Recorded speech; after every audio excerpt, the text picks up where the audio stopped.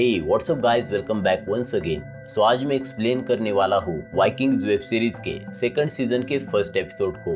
मैंने already Vikings के पहले सीजन को काफी अच्छी तरीके से एक्सप्लेन कर चैनल पर अपलोड कर रखा है, जिसका लिंक आपको डिस्क्रिप्शन और आई बटन पे मिल जाएगा।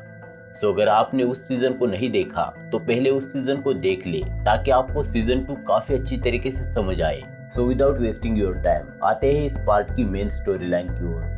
पिछले सीजन में हमने देखा था कि बादशाह हॉरिक ने राजा बॉर्ग से जमीन का बंटवारा करने से मना कर दिया था, और इसी वजह से हॉरिक और बॉर्ग एक दूसरे के खिलाफ जंग लड़कर उस जमीन को हथियाने की ठान लेते हैं। सो एपिसोड की शुरुआत में हमें एक बैटलफील्ड को दिखाया जाता है, जहाँ पर रैग्नर बादशाह हॉरिक के साथ राजा बॉर्ग के खिलाफ लड़ाई की तैयारियां कर रहा होता है।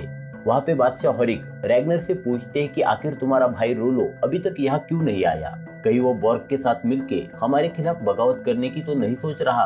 रैग्नर कहता है कि नहीं, मेरा भाई रोलो कभी भी मेरे खिलाफ बगावत नहीं करेगा, और उसके पास मुझे धोखा देने के लिए कोई वजह भी नहीं है। तभी वहाँ पे फ्लोकी आता है और रैग्नर को रोलो पे ज्यादा भरोसा ना करने की सलाह देता है। फ्लोकी की बात सुन रैग्नर थोड़ी देर के लिए सोच में पड़ जाता है।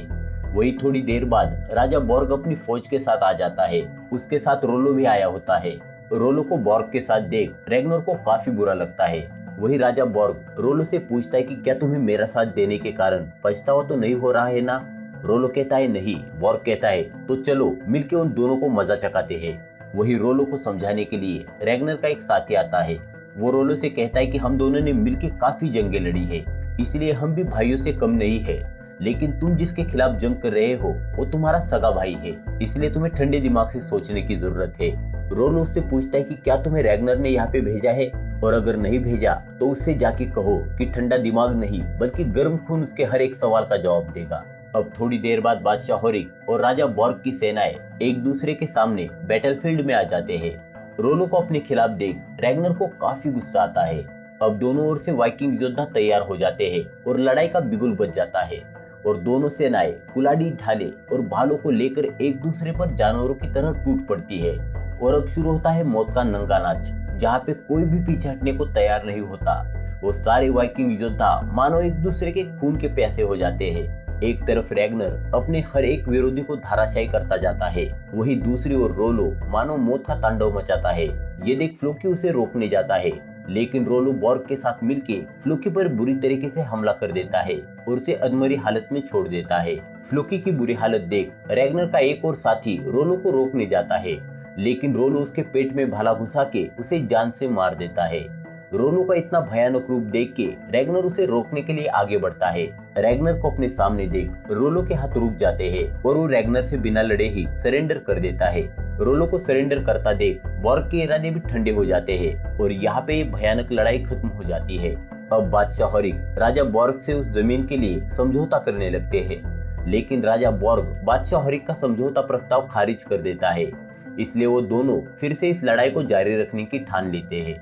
ये सब देख रैग्नर उन दोनों से कहता है कि आखिर कब तक हम जमीन के एक टुकड़े के लिए एक दूसरे का खून बहाते रहेंगे और आपस में ही उलझते रहेंगे।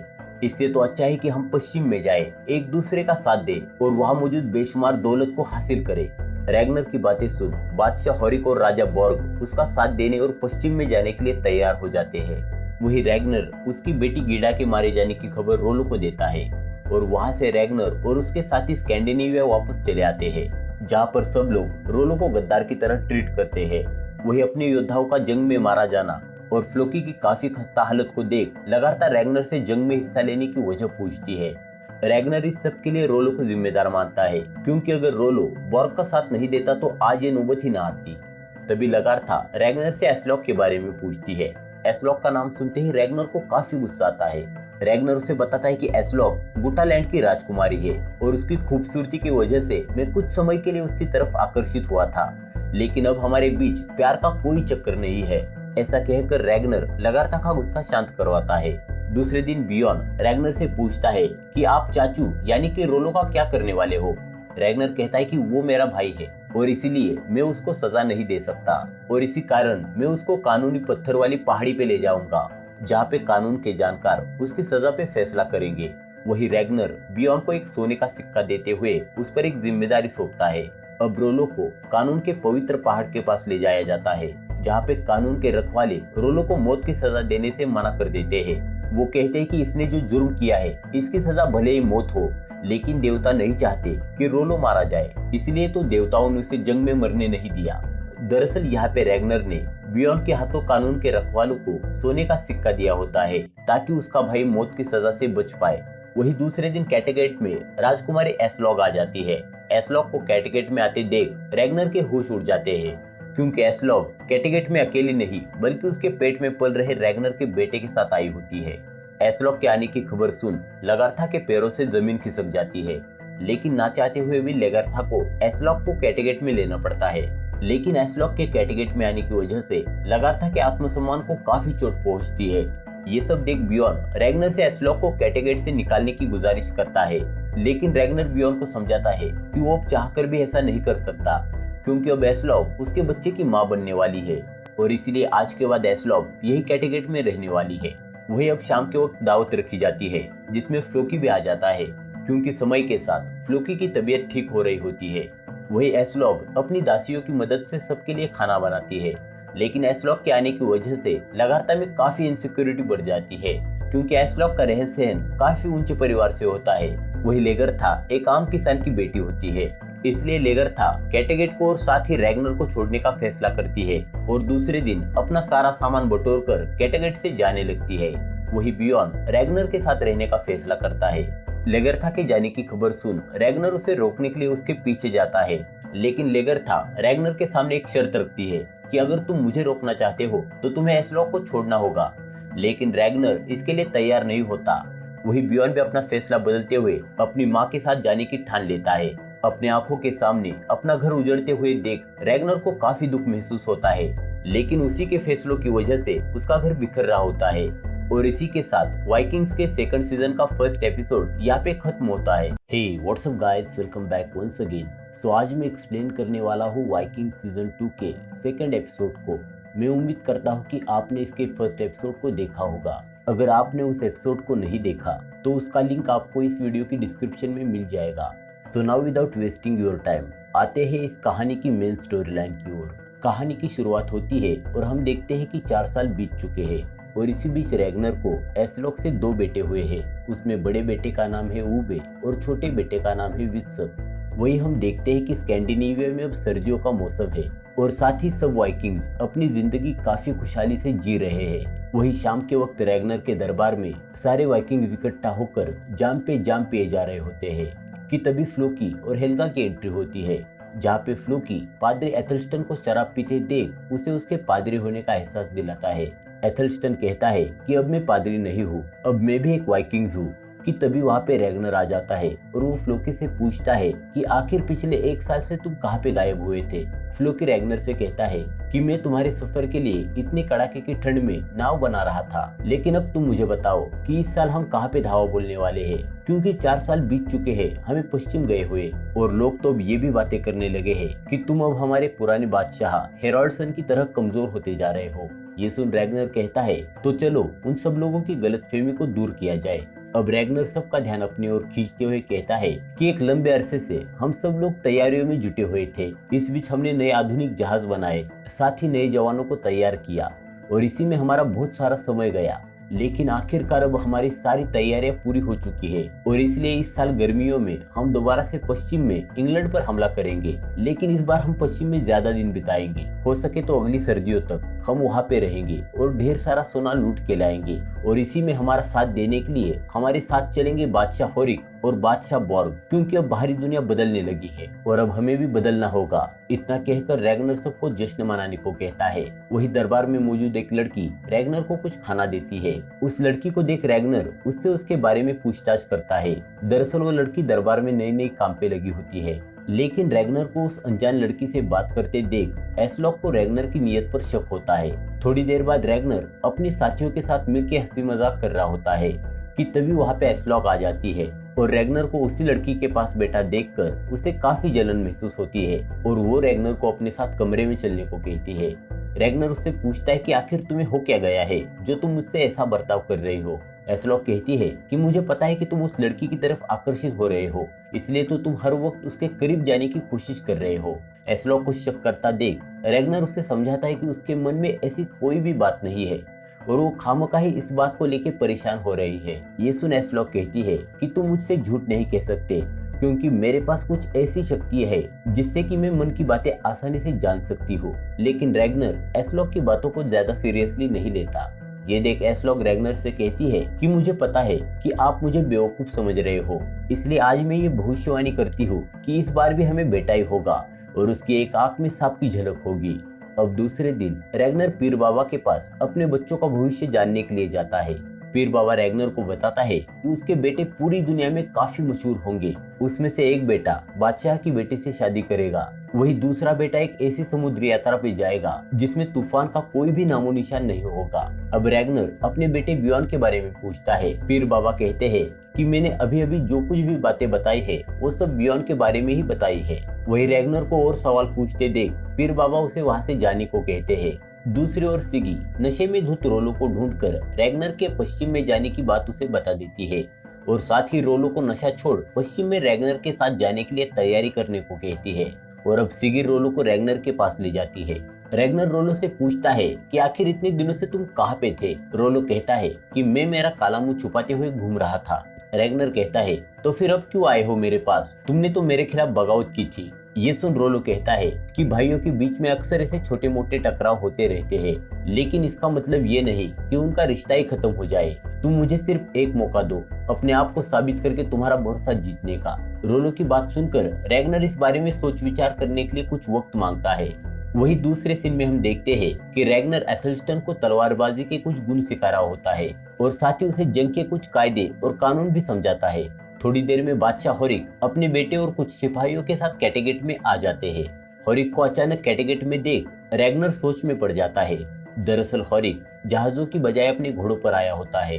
ये देख रैग्नर उससे पूछता है कि आपने जहाजों को क्यों नहीं लाया। होरिक कहता है कि जहाजें तो अभी तैयार हो रही है, इसलिए वो कुछ दिनों बाद कैटेगेट में आ जाएगी, लेकिन तब तक हम इंतजार नहीं कर सकते थे, इसलिए हम अपने बेटों को लेके पहले यहाँ पर चले आए। अब रैग्नर बादशाह होरिक को राजा बॉर्ग से मिलाता है, यानी कि होरिक से पहले ही बॉर्ग कैटेगेट में आया होता है। बॉर्ग को देख होरिक के होश उड़ जाते हैं। ये देख बॉर्ग कहता है क्या हुआ बादशाह होरिक, आप मुझे देख के खुश नहीं हो, लेकिन यही तय हुआ था हमारे बीच में। होरिक कहता है हाँ यही तय हुआ था, लेकिन पिछले 4 सालों से हम तुम्हें हमारी ही जमीन से मुनाफे का आधा हिस्सा दिए जा रहे हैं, जबकि तुम्हारी वजह से हमारे काफी सैनिकों को अपनी जान गंवानी पड़ी थी, इसलिए हम तुम्हें यहाँ पे देख के खुश नहीं है। उतने में वहाँ पे रोलो आ जाता है और रैग्नर से पश्चिम में उसे भी साथ ले जाने की गुजारिश करता है। रैग्नर रोलो से कहता है कि मैंने तो तुम्हें माफ कर दिया है, लेकिन मैं तुम्हें हमारे साथ पश्चिम नहीं ले जाऊंगा। ये सुन रोलो मायूस होते हुए वहाँ से चले जाता है। वही अब शाम के वक्त कैटेगेट में दावत रखी जाती है। तभी बादशाह होरिक के बेटों को देख रैग्नर को बियॉन की याद आती है, क्योंकि अब वो भी उन्हीं के जैसा बड़ा हुआ होगा। वही बादशाह होरिक रैग्नर से कहता है कि मैं नहीं चाहता कि वो बॉर्ग का बच्चा हमारे साथ चले, क्योंकि वो भरोसे के लायक नहीं है। होरिक की बात सुन रैग्नर सोच में पड़ जाता है।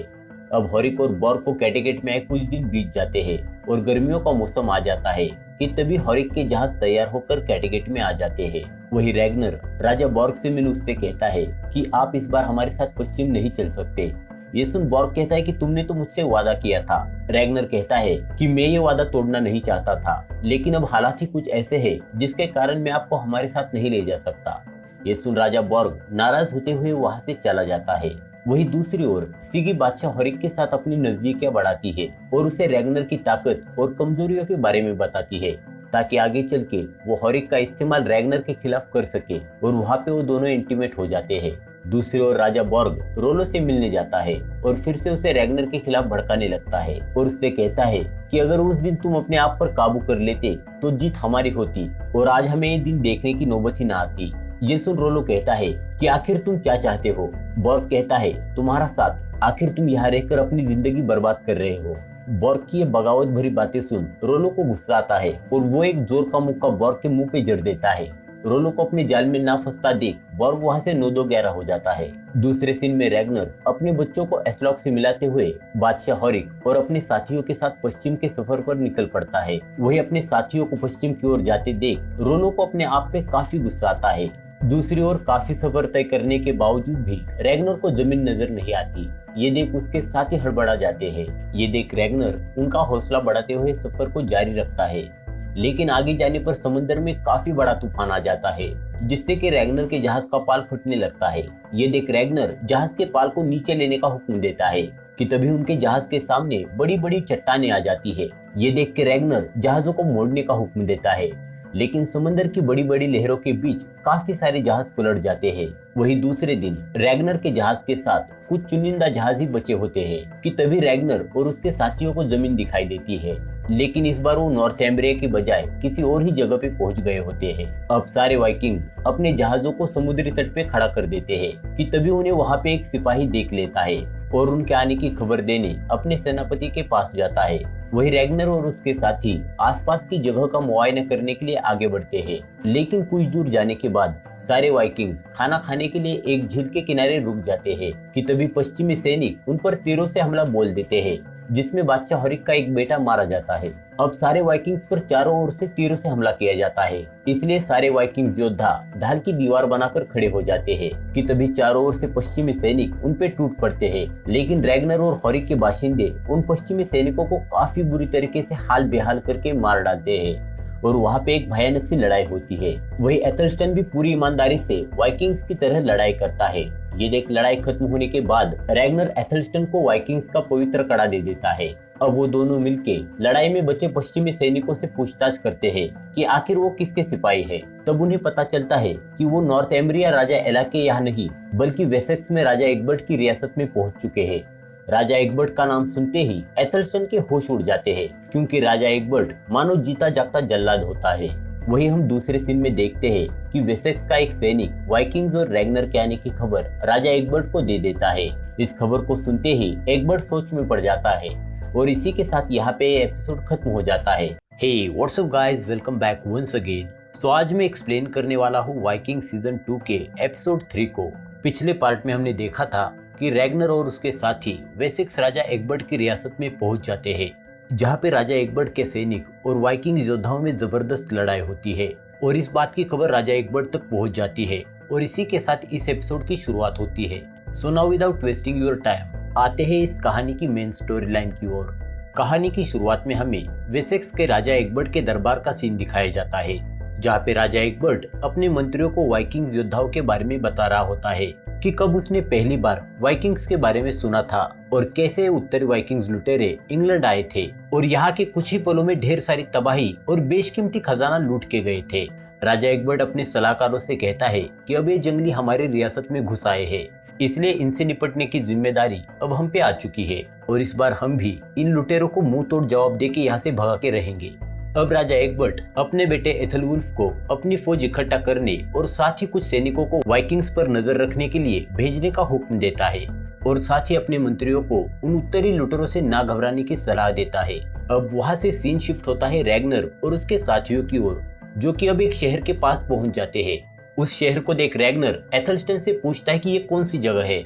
एथलस्टन रैग्नर को बताता है कि ये विंचेस्टर सिटी का एक गांव है, जहाँ पे एक पवित्र स्थल चर्च है और यहाँ पे हमें बहुत सारा खजाना भी मिलेगा। खजाने का नाम सुन सारे वाइकिंग्स खुश हो जाते हैं और उस चर्च की तरफ बढ़ने लगते हैं कि तभी चर्च की मीनार से एक पादरी वाइकिंग्स को आते हुए देख लेता है और खतरे की घंटी बजा देता है। ये देख उस गांव में हड़बड़ी सी मच जाती है और सारे लोग अपने अपने घरों में छुप जाते हैं। वही उस चर्च के पादरी चर्च की सारी बेशकीमती चीजें छुपा देते हैं। वही उस गांव के सैनिक उत्तरी लुटेरों को रोकने के लिए आगे बढ़ते हैं और रैग्नर और उसके साथियों पर टूट पड़ते हैं, लेकिन वाइकिंग्स के जाबाज योद्धा उन सारे सैनिकों को चुटकियों में धूल चटा देते हैं और आगे बढ़ते हुए चर्च में घुस जाते हैं, लेकिन उन्हें चर्च में खजाना दिखाई नहीं देता। ये देख फ्लोकी खजाना ना मिलने के लिए एथलस्टन को कोसने लगता है कि तभी एथलस्टन आगे बढ़ते हुए चर्च में रखी एक लकड़ी की मेज को हटाने को कहता है। लकड़ी के उस बड़े से बक्से को हटाते ही रैग्नर और उसके साथियों को सोने और चांदी से भरे हुए संदूक मिलते हैं, जिसे देख सारे वाइकिंग्स काफी खुश हो जाते हैं। ये देख रैग्नर एथलस्टन से पूछता है कि आखिर तुम्हें कैसे पता चला कि खजाना यही छुपाया होगा। एथलस्टन रैग्नर को बताता है कि ईसाई धर्म की प्रथा के अनुसार जो लोग पवित्र होते हैं उनकी हड्डियों और ढेर सारे सोने चांदी को इबादत की जगह पर दफना के रखा जाता है। तभी रैग्नर का एक साथी संदूक में रखी एक खोपड़ी को रैग्नर की ओर फेंकता है ये देख रैग्नर एथलस्टन से उस खोपड़ी के बारे में पूछता है। एथलस्टन बताता है कि ये खोपड़ी संत बेरनेस की है, जो कि अपने समय के युग पुरुष थे, क्योंकि उन्होंने अपनी जिंदगी में ऐसे कई करिश्माई काम किए थे जो कि आम इंसानों के बस की बात नहीं थी। अब सारे वाइकिंग्स उस गांव में हर जगह फैल जाते हैं और छुपे हुए ईसाई लोगों को ढूंढ ढूंढ के मारने लगते हैं। वही एथलस्टन गिरजाघर के पवित्र कमरे यानी कि उस जगह जाता है जहाँ पे ईसाई धर्म के पवित्र ग्रंथ बाइबल और अन्य ग्रंथों के बारे में लिखा जाता है, जिसे देख एथलस्टन को अपने पुराने दिन याद आते हैं और वो कलम को अपने हाथों में लेते हुए उन पन्नों पे कुछ लिखने जाता है कि तभी एथलस्टन को अपने पवित्र ग्रंथों पे लिखते देख वहाँ छुपकर बैठा एक पादरी उसे रोकने जाता है। ये देख एथलस्टन उस पर कुल्हाड़ी से वार करते हुए उसकी जान ले लेता है, लेकिन ऐसा करने से उसका मन विचलित होने लगता है कि तभी वहाँ पर उस चर्च के सबसे बड़े पादरी आ जाते हैं। उनको देख एथलस्टन उनको वहाँ से जाने को कहता है। पादरी एथलस्टन से पूछता है कि तुम्हें मेरी इतनी फिक्र क्यों है और तुम हमारी भाषा कैसे जानते हो? क्या तुम इंग्लैंड वासी हो? अगर हो तो ईश्वर तुम्हें तुम्हारे गुनाहों के लिए कभी माफ नहीं करेगा। उनकी ये बातें चल रही होती है कि तभी वहाँ पे फ्लूकी आ जाता है और उस बूढ़े पादरी को पकड़ के अपने बाकी साथियों के पास ले जाता है। वहाँ मौजूद सारे वाइकिंग्स उस बूढ़े पादरी को जलील करते हुए उसके कपड़े उतरवा देते हैं और उसे एक खंबे से बांध देते हैं। वही दूसरी तरफ रैग्नर के साथी घरों में घुसकर जो मिले उसे मारकर सारा खजाना लूटने में लगे होते हैं, लेकिन रैग्नर को सोने चांदी में दिलचस्पी नहीं होती। वो वहाँ मौजूद अनाज के दानों की तरफ देख कुछ सोच रहा होता है कि तभी उसे वहाँ पर एक छोटी लड़की दिखाई देती है। उस लड़की को देख रैग्नर उस पर एक कंबल के सहारे ढक देता है, क्योंकि वो नहीं चाहता कि उसके साथी उस छोटी बच्ची की जान ले। दूसरी ओर फ्लोकी ने पकड़े हुए बूढ़े पादरी को खंबे से बांधकर उस पर तीरों से हमला किया जाता है। ये देख एथलस्टन को काफी तकलीफ होती है और वो उस पादरी का गला काटकर उसे मार देता है। अब यहाँ से सीन शिफ्ट होता है स्कैंडिनेविया के हेडवी रियासत में, जहाँ पे हमें लैगर्था को दिखाया जाता है, जो कि वहाँ के राजा सिगवर्ड की वाइफ होती है। वहाँ पे राजा सिगवर्ड लैगर्था को मनाने आया होता है। दरअसल लैगर्था और राजा सिगवर्ड के बीच में अक्सर बियॉन को लेकर अनबन होती रहती है, लेकिन लैगर्था अपने बेटे बियॉन के लिए सिगवर्ड के हर जख्म सहती है ताकि बियॉन को किसी चीज की कमी न पड़े। लेकिन अपने माँ के ऊपर हो रहे अत्याचारों को देख बियॉन को काफी गुस्सा आता है और वो अपनी माँ से कहता है, आज के बाद सिगवर्ड ने अगर आपको हाथ भी लगाया तो उसका अंजाम काफी बुरा होगा। लेकिन लैगर्था किसी तरीके से बियॉन को समझाकर शांत कर देती है।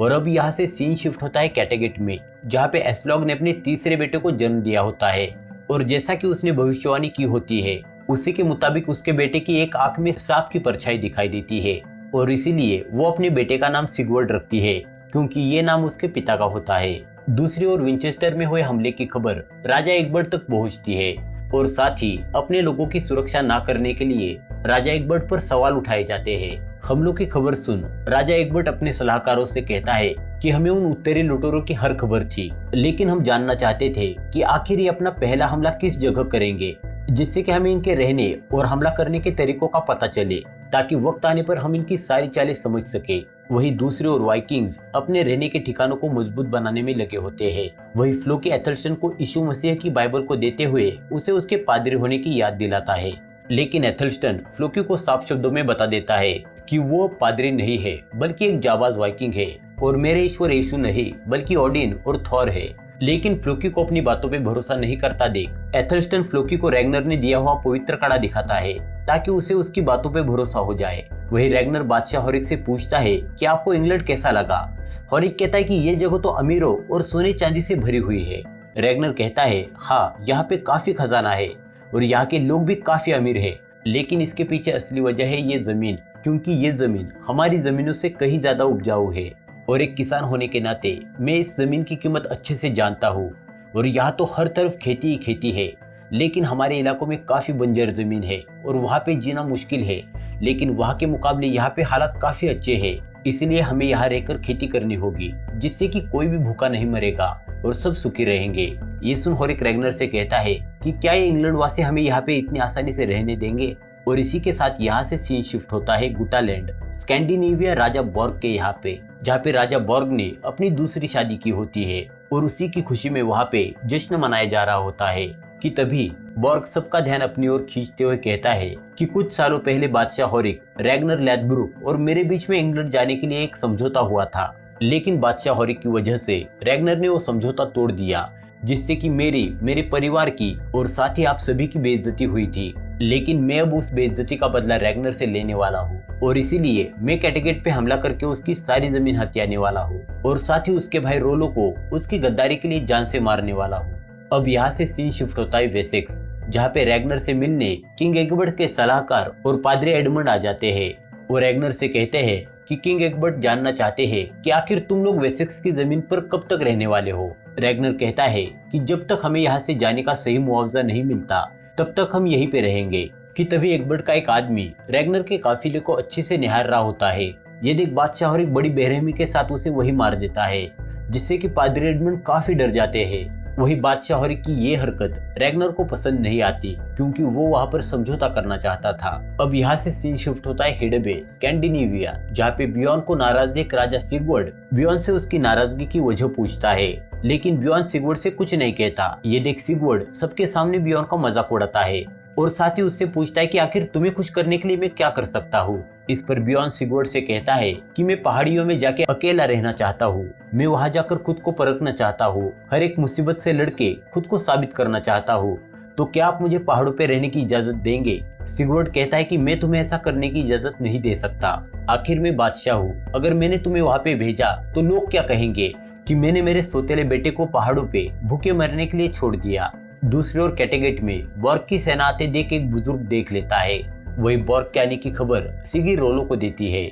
बॉर्ग को आते देख रोलो कैटेगेट के सभी लोगों को लड़ाई के लिए तैयार रहने का हुक्म देता है और सारे बचे हुए औरतों और बुजुर्गों को साथ लेकर लड़ाई की तैयारियां कर लेता है। वही सिगी भी रोलो का साथ देने मैदान में आ जाती है, लेकिन रोलो सिगी को एस्लॉग और रैग्नर के बच्चों को साथ लेके पहाड़ियों में जाके छुपने का हुक्म देता है और बॉर्ग की सेना किनारे पे आते ही वो उन पे तीरों से हमला करवाता है। लेकिन बॉर्ग और उसके साथी किसी तरीके से किनारे पे पहुंच जाते हैं, जहाँ पे दोनों ओर से एक जबरदस्त लड़ाई होती है। लेकिन रोलो की सेना में ज्यादातर बूढ़े होने के कारण वो बॉर्ग की सेना का सामना ज्यादा देर नहीं कर पाते।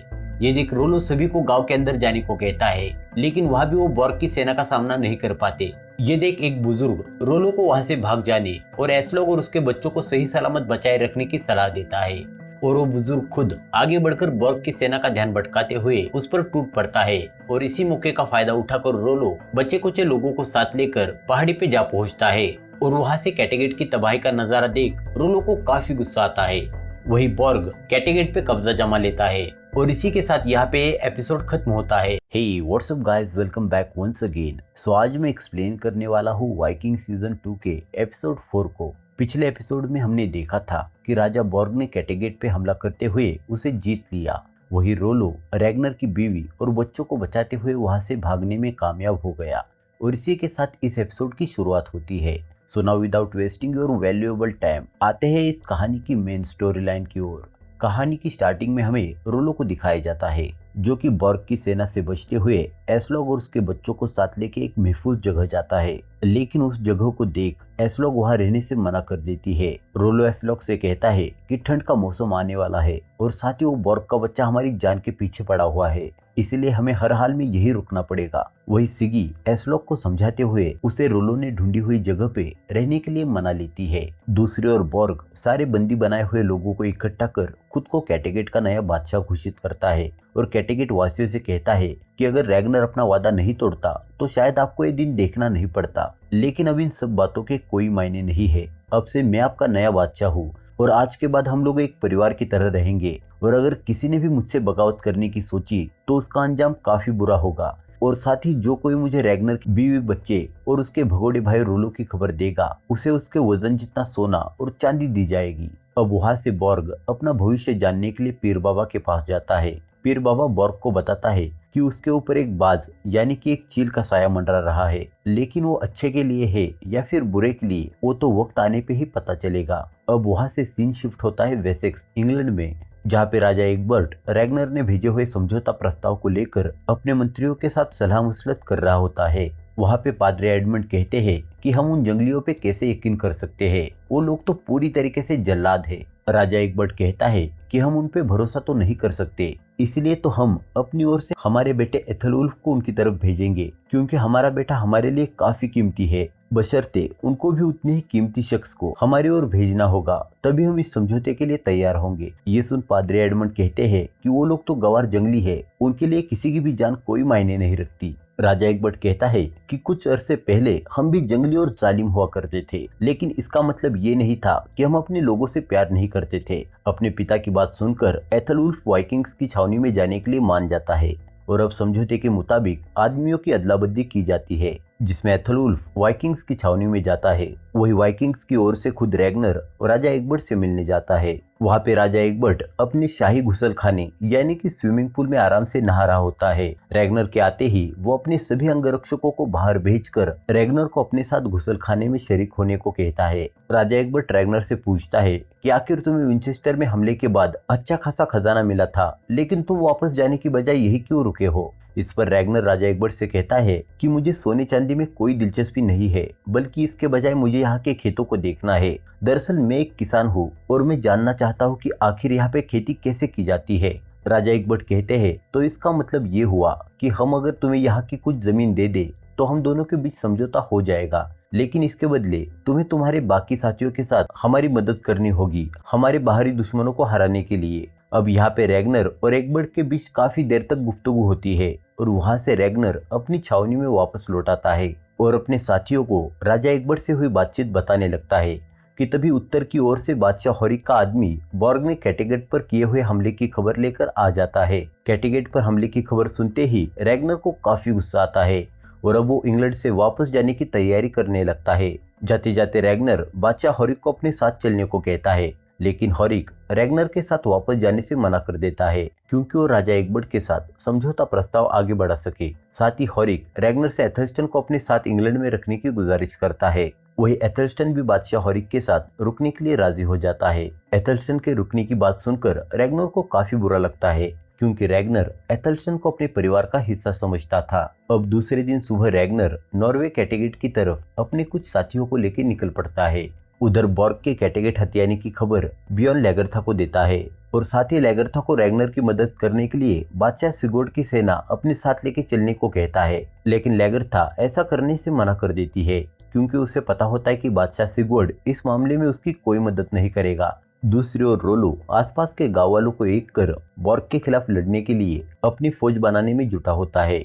दूसरी ओर लैगरथा राजा सिगोर्ड को बॉर्ग और रैगनर की लड़ाई में रैगनर का साथ देने के लिए मनाने लगती है, लेकिन सिगोर्ड को रैगनर के नाम से काफी नफरत होती है क्योंकि वो लैगरथा का पहला पति होता है। इसलिए वो रैगनर की मदद करने से लैगरथा को मना कर देता है और उसके साथ जबरदस्ती करने लगता है, जिससे लैगरथा को काफी गुस्सा आता है और वो सिगोर्ड की बुरी तरीके से धुनाई कर देती है। दूसरी ओर वेसेक्स इंग्लैंड में बादशाह होरिक और उसके साथी नशे की हालत में वहां मौजूद ईसाई औरतों को अपने होश का शिकार बना रहे होते हैं। ये देख एथलस्टन को काफी बुरा लगता है और वो अपनी छावनी में जाकर बाइबल को हाथों में लेते हुए उसे पढ़ने जाता है कि तभी बाइबल से खून आने लगता है। ये देख एथलस्टन काफी डर जाता है। वही रैगनर और उसके साथियों के वापस जाने की खबर राजा एकबर्ट तक पहुंच जाती है। दूसरी ओर कैटेगेट में अपने बच्चों की तकलीफों को देख एस्लॉक को काफी बुरा लगता है और वो रैगनर के वापस लौटने की उम्मीद करने लगती है। वही रैगनर फ्लोकी के साथ उसके घर यानी कि हेल्गा के पास पहुंचता है। वहाँ पे फ्लोकी हेल्गा को बताता है कि बीच समंदर में थॉर के कहर की वजह से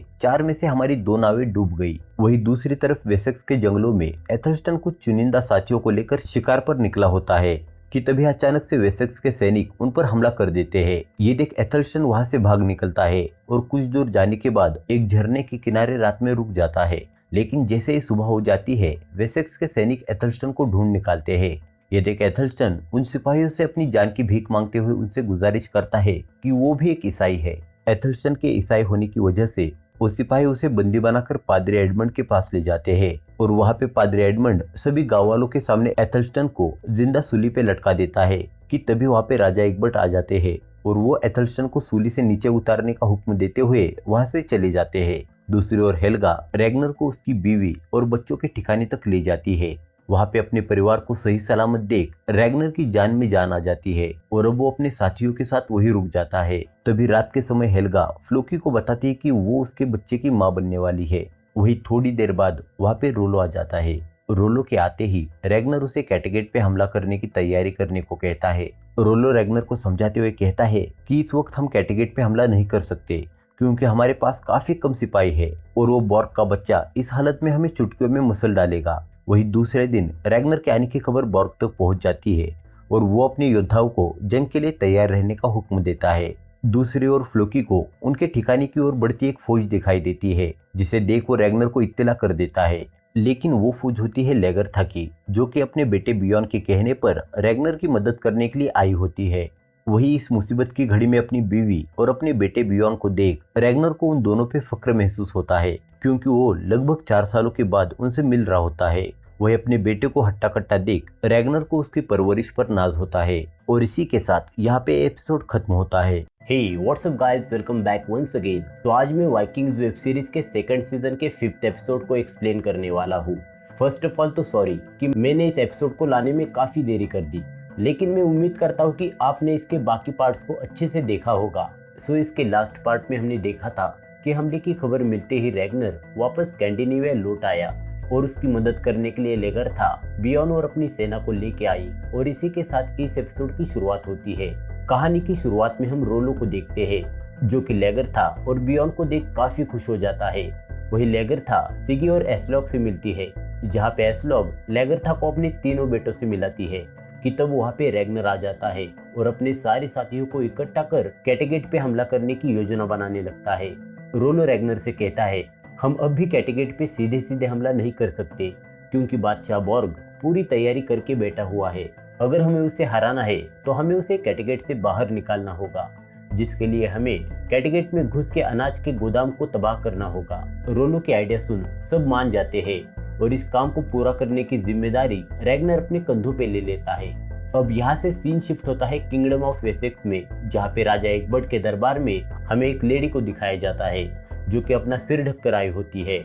दरअसल उसका पति उसके चरित्र पर शक कर रहा होता है और साथ ही उसने उस लेडी का मार मार के काफी बुरा हाल किया होता है और उसे समाज से बेदखल कर दिया होता है।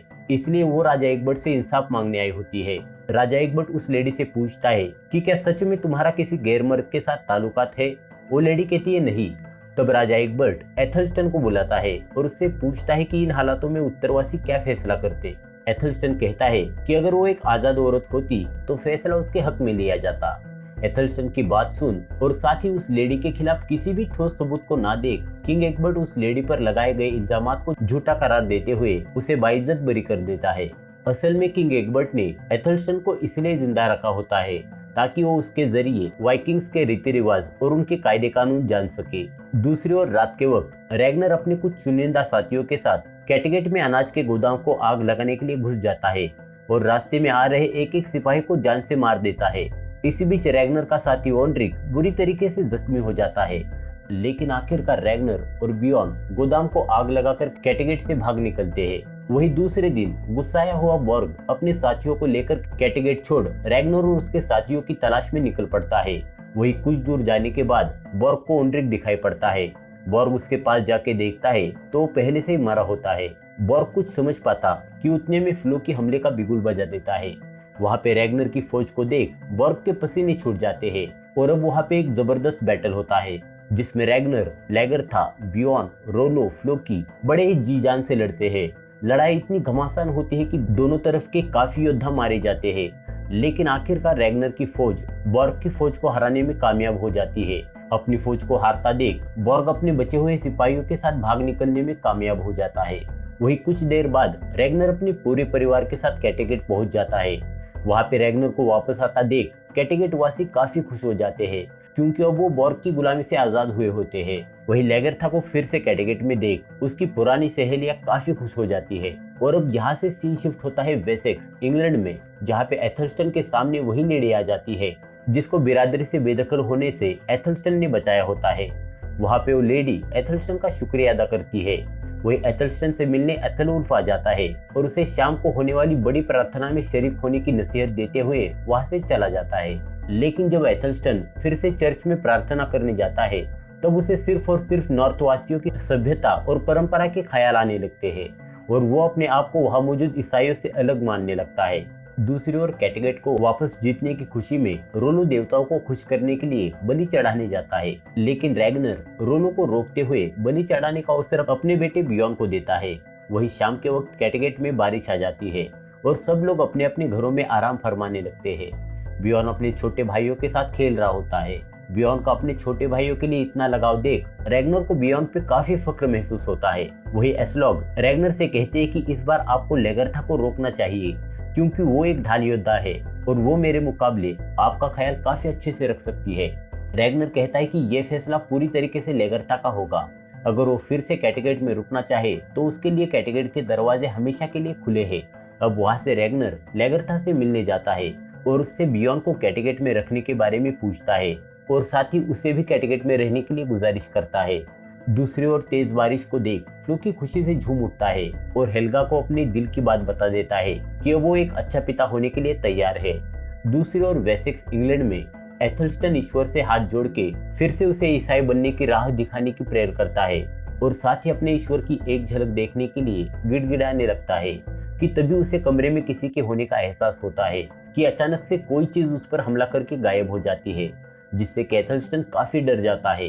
अब यहाँ से सीन शिफ्ट होता है कैटेगेट रैग्नर लैथब्रुक के दरबार में, जहाँ पे एक किसान के ऊपर मुकदमा चलाया जा रहा होता है कि तभी वहाँ पे बादशाह हॉरिक का सैनिक थोरवार्ड आ जाता है और वेसेक्स में हुए बादशाह हॉरिक और किंग एग्बर्ट के बीच हुई लड़ाई की खबर रैग्नर को देता है। रैग्नर एथलस्टन के बारे में पूछता है कि क्या वो जिंदा है या फिर मारा गया। थोरवार्ड कहता है कि हमले के बाद किसी ने भी एथलस्टन को नहीं देखा, इसलिए मैं उसके बारे में कुछ नहीं जानता। उतने में वहाँ पे लेगरथा आ जाती है और सबके सामने बियॉन को कैटेगेट में रहने की इजाजत देते हुए रैग्नर से बियॉन का ख्याल रखने की गुजारिश करती है और खुद वापस अपने दूसरे पति सिगवार्ड के पास जाने की तैयारी करने लगती है कि तभी लेगरथा से मिलने एस्लॉग आ जाती है और लेगरथा ने आज तक किए हुए सैक्रिफाइस के लिए वो उसका शुक्रिया अदा करने लगती है। वही लेगरथा अपने बेटे बियॉन से मिल अपनी सेना को साथ लेके वापसी के सफर पर निकल पड़ती है और इसी के साथ यहाँ पे एपिसोड खत्म होता है। Hey, what's up guys? Welcome back once again. So आज मैं वाइकिंग सीजन 2 के 6th एपिसोड को एक्सप्लेन करने वाला हूँ। पिछले एपिसोड में हमने देखा था कि रैग्नर ने लेगरथा और उसकी फौज के सहारे बॉर्ग को हराते हुए फिर से कैटेगेट पे कब्जा जमाया और कैटेगेट के वापस मिलते ही लेगरथा बियॉन को छोड़ के वापस हिडबे अपनी रियासत राजा सिगवर्ड के पास लौट गई। और इसी के साथ इस एपिसोड की शुरुआत होती है। कहानी की स्टार्टिंग में हम सिगी को देखते हैं जो कि पीर बाबा के पास अपना आने वाला कल जानने के लिए गई होती है, क्योंकि सिगी ने अपनी जिंदगी में बहुत सी मुसीबतों को झेला होता है। उसे लगता है कि देवताओं ने उसके साथ ज्यादती की है, इसलिए वो हमेशा अपने नसीब और देवताओं को कोसती रहती है। पीर बाबा उसे समझाते हैं कि हर एक इंसान को तकलीफों से होकर ही अपनी जिंदगी जीनी पड़ती है, लेकिन देवता भी उन्हीं लोगों का साथ देते हैं जो बहादुर होते हैं, जैसे कि तुम। दूसरे सीन में हम देखते हैं कि बादशाह हॉरिक अपने काफिले के साथ कैटेगेट आ पहुंचता है। हॉरिक के कैटेगेट में आने की खुशी में रैग्नर उसके लिए दावत रखता है और खाने की मेज पर इंग्लैंड में हुए वारदात के बारे में पूछता है। हॉरिक बताता है कि हमने पादरी एथलस्टन की मदद से किंग एग्बर्ट के साथ बातचीत बढ़ाने की कोशिश की, लेकिन उस एग्बर्ट ने तुमसे किए हुए वादे से मुकरते हुए छुपकर हम पे हमला किया और एक ही झटके में हमारी पूरी फौज को नेस्तनाबूद कर दिया और मैं और मेरा बेटा बड़ी ही मुश्किल से वहाँ से भागने में कामयाब हो गए। अब रैग्नर हॉरिक से एथलस्टन के बारे में पूछता है कि आखिर वो जिंदा है या फिर मारा गया। हॉरिक कहता है कि अगर वो खुशकिस्मत होगा तो मारा गया होगा, क्योंकि वैसे भी वो हमारे किसी काम का नहीं था। ये सुन रैग्नर हॉरिक से आगे की रणनीति पूछता है। हॉरिक कहता है कि हमें वापस जाकर उस मक्कार एग्बर्ट को सबक सिखाना चाहिए। पश्चिम वापस जाने की बात सुन रोलो भी हॉरिक की बात से सहमत हो जाता है। रैग्नर कहता है हम जरूर वेसेक्स जाएंगे, लेकिन उससे पहले मुझे उस बॉर्ग के बच्चे से अपना हिसाब पूरा करना है। ये सुन हॉरिक कहता है तुम्हारी बात तो सही है, लेकिन तुम्ही ने तो कहा था कि हमें आपस में लड़ने के बजाय पश्चिम जाके वहाँ बस्ती बसा के खेती करनी चाहिए, और इसलिए मैं चाहता हूँ क्यों ना इस बार हम बॉर्ग को भी अपने साथ पश्चिम यात्रा पर ले ले, क्योंकि वेसेक्स में हुए हमले के बाद अब हमारे पास काफी कम सैनिक और जहाज बचे हैं। अगर हम बॉर्ग की मदद लेते हैं तो ये हमारी पश्चिम यात्रा को और मजबूत बनाएगा। अब ना चाहते हुए भी रैग्नर बादशाह हॉरिक के कहने पर रोलो को पश्चिम यात्रा का प्रस्ताव लेके बॉर्ग के यहाँ भेजता है। अब यहाँ से हमें हिडवे बादशाह सिगवर्ड के यहाँ का सीन दिखाया जाता है, जहाँ पे सिगवर्ड रैग्नर की मदद करने के लिए अपनी पत्नी लेगरथा को सबके सामने बेइज्जत कर रहा होता है, क्योंकि लेगरथा सिगवर्ड के ना चाहते हुए भी रैग्नर की मदद करने गई होती है। इसलिए लेगरथा को सबक सिखाने के लिए सिगवर्ड रात के वक्त अपने कुछ सिपाहियों को भेजता है। दरअसल सिगवर्ड को लगता है कि लेगरथा आज भी मन ही मन रैग्नर को ही पसंद करती है। इस वजह से वो अपने सैनिकों के सहारे लेगरथा की बुरी तरीके से पिटाई करवाता है। दूसरे दिन कैटेगेट में हम बियॉन को देखते हैं, जो कि पोरुन नाम के एक गुलाम को मन ही मन चाहने लगा होता है और इसी वजह से वो हर वक्त कोई ना कोई बहाना बनाकर उससे बातचीत करने की कोशिश करता रहता है। वही हम एस्लॉग और रैग्नर को देखते हैं, जहाँ पे एस्लॉग रैग्नर को बॉर्ग के साथ समझौता ना करने की सलाह देती है और साथ ही रैग्नर को बॉर्ग ने किए हुए जुल्मों की याद दिलाती है। यहाँ पे रैग्नर एस्लॉग की किसी भी बात का जवाब नहीं देता। अब यहाँ से सीन शिफ्ट होता है और हम रोलो को देखते हैं, जो कि गुटालैंड बॉर्ग के यहाँ पहुंच जाता है। वहाँ पे रोलो बॉर्ग के सामने बादशाह होरिक और रैग्नर के प्रस्ताव को रखते हुए उसे रैग्नर का साथ देने के लिए मना लेता है। रोलो की बातें सुन बॉर्ग कैटेगेट आने के लिए तैयार हो जाता है। अब यहाँ से सीन शिफ्ट होता है वेसेक्स इंग्लैंड में, जहाँ पे एथलस्टन अब फिर से पादरी हुआ होता है। एथलस्टन की कला को देख किंग एग्बर्ट एथलस्टन की तारीफ करते हैं और उससे पूछते हैं कि क्या उत्तरवासियों को लिखना और पढ़ना आता है। एथलस्टन कहता है नहीं, उन्हें पढ़ना और लिखना तो नहीं आता, बस कुछ संकेतों के सहारे उनका काम चल जाता है। एग्बर्ट पूछता है कि क्या तुम्हें उनके देवी देवता अजीब नहीं लगते। एथलस्टन कहता है कि कुछ मामले में लगते तो है, लेकिन वो भी काफी प्राचीन है। लेकिन कई बार मुझे उनके देवता और हमारे ईश्वर में कुछ समानताएं दिखाई देती है, क्योंकि उनके देवता ओडिन ने भी हमारे ईश्वर यीशु की तरह काफी त्याग किया है। अब किंग एग्बर्ट एथलस्टन को कुछ पुरानी तस्वीरें दिखाने ले जाता है। उन तस्वीरों को देख एथलस्टन समझ जाता है इन खूबसूरत तस्वीरों को रोम वासियों ने बनाया हुआ है। साथ ही एथलस्टन किंग एग्बर्ट को बताता है कि काफी सालों पहले रोमवासी पूरी दुनिया पर राज किया करते थे और उसी दौरान उन्होंने जगह जगह पर अपनी संस्कृति के निशान बनाए हुए हैं। एथलस्टन को रोम साम्राज्य के बारे में इतनी जानकारी देते देख किंग एग्बर्ट उसे एक गुप्त कमरे में ले जाता है, जहाँ पे रोमवासियों के कुछ पुराने अवशेषों और उनके उदय से लेके पतन तक की सारी जानकारी किताबों में लैटिन भाषा में लिखी होती है। किंग एग्बर्ट एथलस्टन को उस सारी जानकारी को अंग्रेजी में ट्रांसलेट कर एक किताब में लिखने को कहता है। दरअसल रोमन साम्राज्य के लोग काफी होनहार और अक्लमंद हुआ करते थे, इसलिए एग्बर्ट उस सारी जानकारी को इकट्ठा कर उसका इस्तेमाल अपने साम्राज्य विस्तार के लिए करना चाहता था। अब यहाँ से सीन शिफ्ट होता है कैटेगेट में, जहाँ पे बॉर्ग रोलो के साथ अपने जहाजों और सैनिकों को लेके कैटेगेट में पहुंच जाता है और शाम के वक्त रैग्नर से मिलके अपने किए पे पछतावा जताते हुए अपने कड़े की कसम खाकर अपनी वफादारी रैग्नर के लिए जाहिर करता है। रैग्नर भी बॉर्ग को माफ करते हुए अपने साथी टोरस्टीन को बॉर्ग की सेना की अच्छे से खातिरदारी करने का हुक्म देता है। वही रैग्नर का बॉर्ग को माफ करते देख होरिक हैरान हो जाता है, क्योंकि उसे लगता था कि रैग्नर कभी भी बॉर्ग को माफ नहीं करेगा। दरअसल सिगी ने होरिक को रैग्नर के बारे में सारी बातें बताई होती है, जैसे कि रैग्नर की ताकत और उसकी कमजोरी। अब यहाँ से सीन शिफ्ट होता है हेडवे और हम लेगरता को देखते हैं। दरअसल रैग्नर का साथ देने के लिए उसके पति सिगवार्ड ने अपने आदमियों के सहारे लेगरता का मार मार के बुरा हाल किया होता है। साथ ही वो लेगरता को नीचा दिखाने के लिए हर बात पे उसका मजाक बनाने लगता है, लेकिन इतना कुछ होने के बावजूद भी लेगरता सिगवर्ड की किसी भी बात का पलटकर जवाब नहीं देती। ये देख सिगवर्ड लेगरथा को और नीचा दिखाने के लिए भरी महफिल में उसके कपड़े उतारने लगता है कि तभी लेगरथा गुस्से के साथ चाकू के सहारे सिगवर्ड की आंख फोड़ देती है कि तभी लेगरथा का एक वफादार सामने आते हुए सिगवर्ड का सर धड़ से अलग कर देता है। दूसरी ओर कैटेगेट में एस्लॉग अपने बच्चों को देवी देवताओं के किस्से सुना रही होती है। वही रोलो अचानक से कुल्हाड़ी लेके अपने साथियों के पास चला जाता है।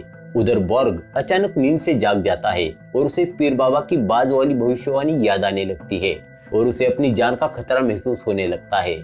दूसरी तरफ टॉरस्टीन बॉर्ग की सेना जिस जगह रह रही होती है उस घर को घेर लेता है और उसे जला देता है। वही हम बियॉन को देखते हैं, जो कि उस गुलाम लड़की पोरुन पे दया दिखाते हुए उसे रहने के लिए अपने घर में जगह देता है, लेकिन पोरुन को बियॉन के इरादे गलत लगते हैं और वो वहां रहने से मना कर देती है। दूसरी तरफ रोलो बॉर्ग के कमरे में घुसते हुए उसे बंदी बनाकर रैग्नर के सामने ले जाता है। वही कैटेगेट में हो रहे शोर को सुन होरिक जाग जाता है और बॉर्ग को बंदी देख वो रैग्नर से ऐसा करने की वजह पूछता है। रैग्नर होरिक से कहता है कि आपने ये सोच कैसे लिया कि मैं इस बॉर्ग जैसे शख्स को यूं ही माफ कर दूंगा। होरिक कहता है कि अब तुम इसके साथ क्या करने वाले हो। रैग्नर कहता है कि इसको बाज बहुत पसंद है, तो क्यों ना मैं इसके फेफड़ों को निकाल कर इसकी पीठ पे पंख बना दूं अपने लिए इतनी दर्दनाक मौत को सुन बॉर्ग रैग्नर के सामने गिड़गिड़ाने लगता है और इसी के साथ ये एपिसोड यहाँ पे खत्म होता है। Hey what's up guys, welcome back once again. So आज मैं एक्सप्लेन करने वाला हूँ वाइकिंग सीजन 2 के एपिसोड 7 को। वीडियो शुरू करने से पहले मेरे आपसे एक छोटी सी रिक्वेस्ट है, प्लीज इस चैनल को सब्सक्राइब करें और अगर वीडियो पसंद आए तो प्लीज उसे लाइक करें और अपने दोस्तों के साथ शेयर करें। कहानी की शुरुआत होती है और हम बादशाह होरिक को देखते हैं जो कि रैग्नर से मिलने जाता है। होरिक रैग्नर को सलाह देता है कि वो बॉर्ग को ना मारे क्योंकि बॉर्ग की सेना और उसके जहाजों के बगैर वेसेक्स पे हमला करना मुश्किल हो जाएगा। रैग्नर कहता है अगर बॉर्ग नहीं तो हम किसी दूसरे से मदद ले लेंगे। ये सुन होरिक कहता है कि जब तक कोई दूसरा बादशाह हमारी मदद के लिए तैयार नहीं होता तब तक तुम बॉर्ग को मत मारना। होरिक की बात सुन रैग्नर मान जाता है। अब यहाँ से सीन शिफ्ट होता है वेसेक्स में, जहाँ पे किंग एग्बर्ट एथलस्टन को नॉर्थम्ब्रिया के राजा एला के वेसेक्स आने की खबर बताता है और साथ ही एथलस्टन को राजा एला के सम्मान में हाजिर रहने की गुजारिश करता है। वही थोड़ी देर बाद राजा एला अपनी बेटी और सिपाहियों के साथ वेसेक्स आ जाता है। वेसेक्स में राजा एला का अच्छे से स्वागत किया जाता है। दरअसल यहाँ पे राजा एला और किंग एग्बर्ट वाइकिंग्स के खिलाफ अपनी एक ठोस रणनीति बनाने के लिए इकट्ठा हुए होते हैं। दूसरी ओर कैटेगेट में रैग्नर पीर बाबा के पास जा पहुंचता है और पीर बाबा से पूछता है कि आखिर एथलस्टन वेलहेला में है या फिर नर्क में। पीर बाबा कहता है कि एथलस्टन इसमें से किसी भी जगह पे नहीं है, वो किसी तीसरी जगह पे है, जैसे कि कोई बादशाह के पास। पीर बाबा की बात सुन रैग्नर समझ जाता है कि एथलस्टन अभी जिंदा है और वो वेसेक्स में किंग एग्बर्ट के यहाँ है। दूसरे सीन में हम फ्लोकी को देखते हैं जो कि काफी मायूस होता है। दरअसल हेल्गा उसके बच्चे की माँ बनने वाली होती है, लेकिन फ्लोकी को ये डर सता रहा होता है कि आखिर वो एक अच्छा पिता बन पाएगा या नहीं। लेकिन हेल्गा फ्लोकी को दिलासा देती है कि वो काफी अच्छा इंसान है और इसीलिए वो एक अच्छा पिता जरूर साबित होगा। हेल्गा की प्यार भरी बातें सुन फ्लोकी को अपना आने वाला कल काफी सुनहरा दिखने लगता है और वो हेल्गा के साथ शादी करने का फैसला कर लेता है। उधर सिगी बादशाह होरिक को बॉर्ग तक पहुंचा देती है। होरिक को देख बॉर्ग कहता है तुम यहाँ पे क्यों आए हो, मेरी मौत का तमाशा देखने? मैंने सुना है कि रैग्नर मुझे बाज की मौत मारना चाहता है, जो कि काफी डरावनी और दर्दनाक मौत होती है। लेकिन एक दिन तुम भी मेरी जगह होगे क्योंकि यही तो रैग्नर की चाल है, हम सबको मिटाकर सबसे बड़ा बादशाह बनने की। बॉर्ग की बात सुन होरिक कहता है तो मुझे क्या करना होगा? बॉर्ग कहता है कि आप पहले तो मुझे छुड़ाइए, मेरे आजाद होते ही मैं रैग्नर को मार दूंगा और उसकी गद्दी पे उसके भाई रोलो को बिठा दूंगा, जिससे कि कैटेगेट हमेशा हमारे कब्जे में बना रहेगा। बॉर्ग की बात सुन होरिक सोच में पड़ जाता है। वही शाम के वक्त वाइकिंग्स योद्धा आपस में लड़ाई कर दरबार में मौजूद लोगों का मनोरंजन कर रहे होते हैं। रोलो रैग्नर से पूछता है कि आखिर कब तक हम उस बॉर्ग को जिंदा रखने वाले हैं। रैग्नर कहता है कि मैंने होरिक से वादा किया है कि जब तक कोई दूसरा बादशाह हमारे साथ पश्चिम आने के लिए तैयार नहीं होता तब तक मैं बॉर्ग को नहीं मारूंगा। अब रैग्नर एक कोने में खड़े होके दरबार में मौजूद सारे लोगों को बड़े ही बारीकी से देखने लगता है। वही बियॉन पोरून के दिल की बात जानने में लगा होता है, लेकिन पोरून बियॉन से दूरी बनाने की कोशिश करती है। दूसरी ओर वेसेक्स में किंग एग्बर्ट एला से कहता है कि अगर रैग्नर ने हमारी रियासतों पर हमला किया तो हम दोनों को मिलकर उसका सामना करना पड़ेगा। किंग एग्बर्ट की बात सुन राजा एला कहता है कि मुझे पता है कि आपके मन में क्या चल रहा है, आपको पूरे इंग्लैंड का बादशाह बनना है और इसीलिए आप किंगडम ऑफ मर्सिया पे हमला कर उसे जीतना चाहते हो। एग्बर्ट एला से कहता है कि आप तो मर्सिया रियासत के हालातों को जानते ही है। वहाँ के बादशाह ओफा के मरने के बाद वहाँ के हालात बद से बदतर होते जा रहे हैं और अगर ऐसा ही चलता रहा तो इसका अंजाम हमारी रियासतों के लिए अच्छा नहीं होगा। इसीलिए अगर हम दोनों एक हो जाए तो ना सिर्फ ये पूर्वी लुटेरे बल्कि हम मर्सिया को भी जीत सकते हैं। इस पे एला एग्बर्ट से कहता है तुम्हारी बात तो सही है, लेकिन इसकी क्या गारंटी है कि मर्सिया को जीतने के बाद तुम मेरी रियासत पे हमला नहीं करोगे? अब राजा एला का भरोसा जीतने के लिए किंग एग्बर्ट अपने बेटे एथेलुल्फ के लिए राजा एला की बेटी जूडिथ का हाथ मांग लेता है। अपनी बेटी के लिए शादी का प्रस्ताव सुन एला एग्बर्ट का साथ देने के लिए मान जाता है और अब फाइनली वो दिन आ जाता है जहाँ पे जूडिथ की शादी एथेलुल्फ के साथ की जाती है। वही दूसरी ओर कैटेगेट में फ्लोकी और हेल्गा शादी के बंधन में बन जाते हैं। यहाँ पे फ्लोकी बादशाह होरिक को अपनी शादी में बुलाता है, लेकिन रैग्नर को नहीं। वही दूसरे दिन रैग्नर से मिलने 2 सिपाही आते हैं और वेसेक्स पे हमले के लिए रैग्नर का साथ देने के लिए हामी भरते हैं और रैग्नर उनके बादशाह इंगस्टेड से मिलने की गुजारिश करते हैं। उधर होरिक बॉर्ग से मिलने जाता है। बॉर्ग होरिक से पूछता है आखिर तुमने क्या तय किया है?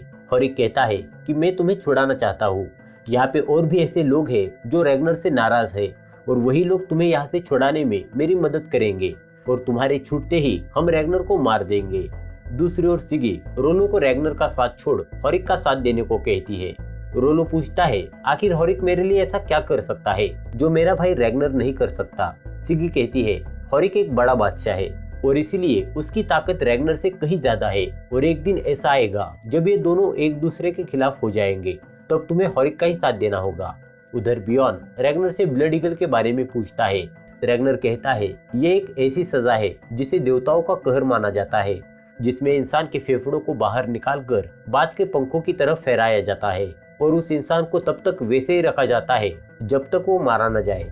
उतने में वहाँ पे टॉर्स्टिन आ जाता है और रैग्नर को बादशाह इंगस्टर्ड के आने की खबर देते हुए उससे मिलाने के लिए रैग्नर को जंगल में ले जाता है।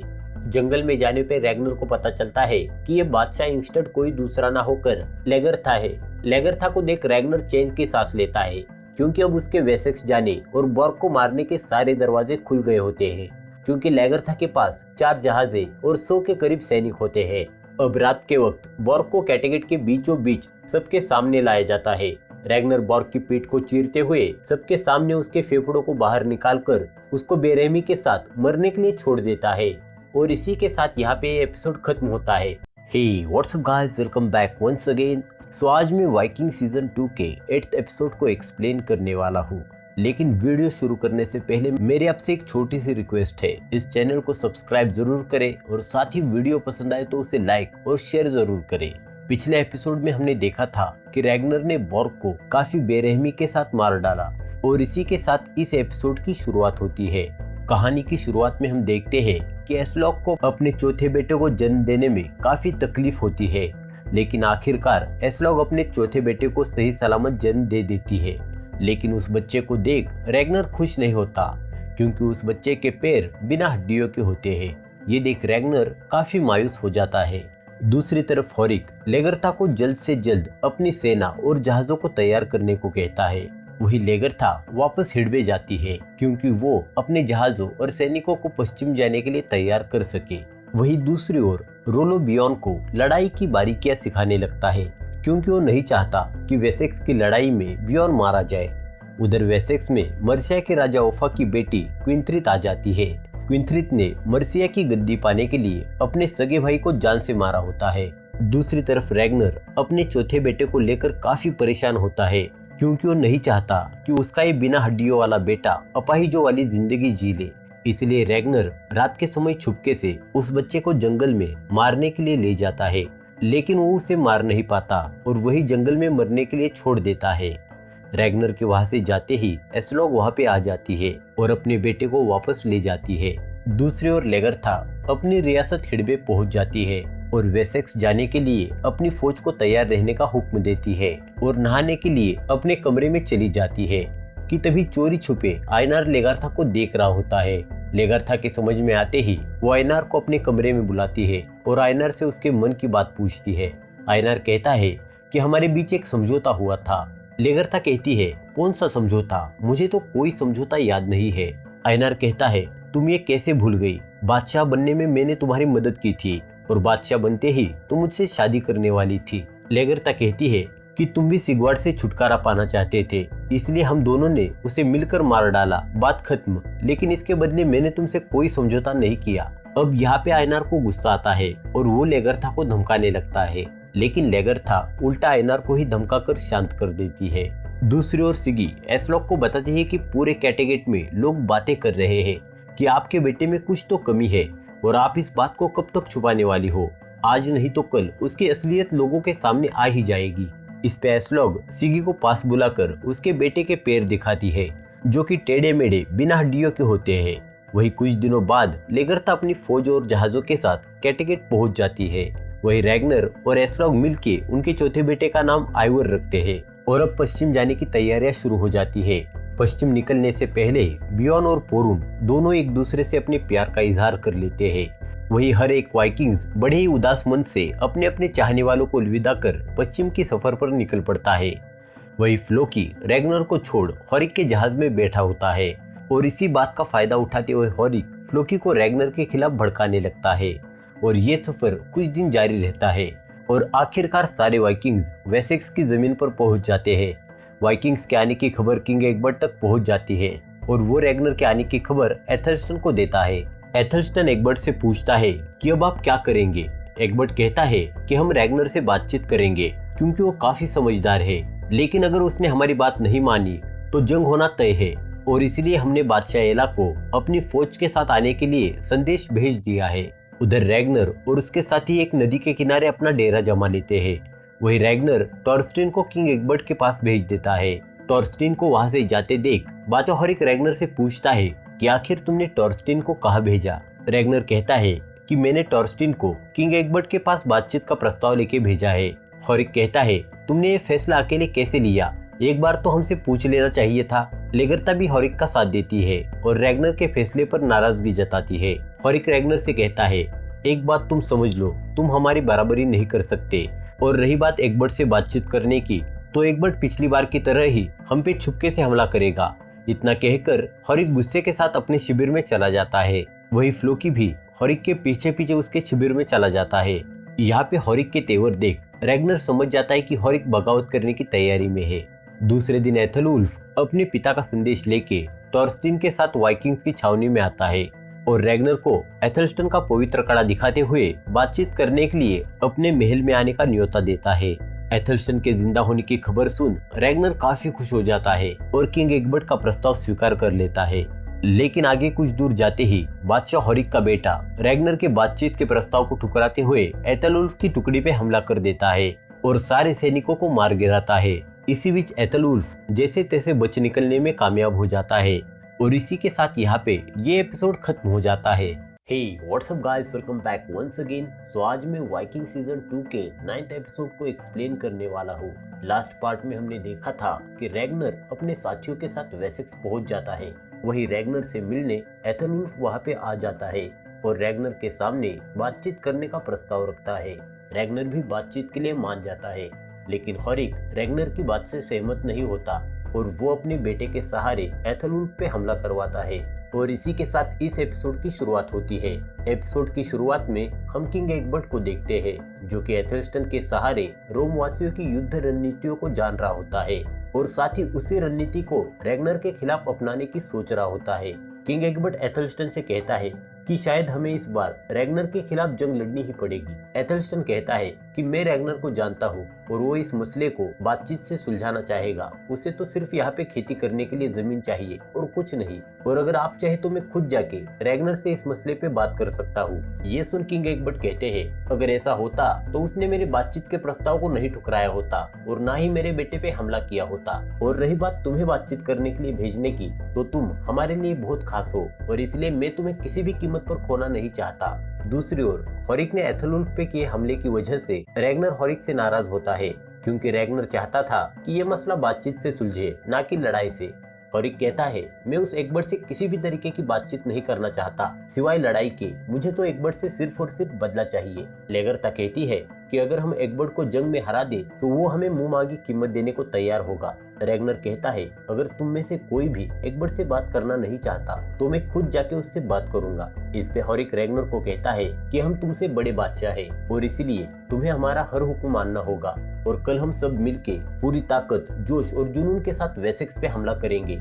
इतना कह के हॉरिक वहां से चला जाता है। सबके जाते ही बियॉन रैग्नर के पास जाता है और उससे पूछता है कि मरने का एहसास कैसा होगा। इस पे रैग्नर कहता है वो तो मरने वालों को ही पता होगा, लेकिन तुम मरने के बारे में फिक्र मत करो क्योंकि मुझे पीर बाबा ने बताया है कि तुम किसी बादशाह की बेटी के साथ शादी करोगे या फिर ऐसे समंदर में सफर करोगे जिसमें लहरें ना हो। इसका मतलब कल की लड़ाई में तुम मारे नहीं जाओगे।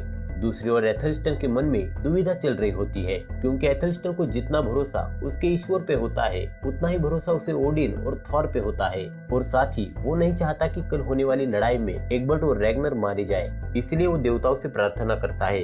अब दूसरे दिन वाइकिंग्स वेसेक्स की ओर हमले के लिए बढ़ते हैं, लेकिन ढलान भरे मैदान के बीचों बीच जाते ही रैग्नर को एग्बर्ट की फौज दिखाई देती है और वो समझ जाता है कि ये एग्बर्ट की चाल है, इसलिए वो हॉरिक को वहीं रुककर इंतजार करने को कहता है।